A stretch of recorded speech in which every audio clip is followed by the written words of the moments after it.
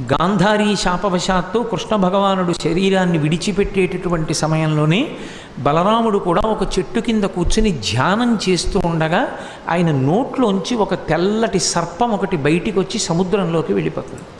ఆ పాము సముద్రంలోకి వెళ్ళిపోగానే బలరాముడు శరీరం పడిపోతుంది. అంటే బలరాముడు సాక్షాత్ సహస్రఫణుడైనటువంటి ఆదివరాహము ఆదిశేషుడు.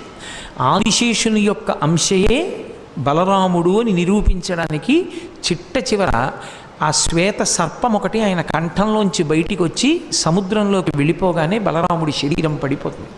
కాబట్టి బలరాముడు ఈ దశావతారాల్లో ఒక అవతారంగా ఎప్పుడూ శ్రీకృష్ణ పరమాత్మతో కలిసి ఉన్నటువంటి వాడు. వసుదేవుని కొడుకైనటువంటి కారణం చేత తమ్ముణ్ణి రక్షించుకుంటూ తమ్ముడితోటే కనపడతాడు.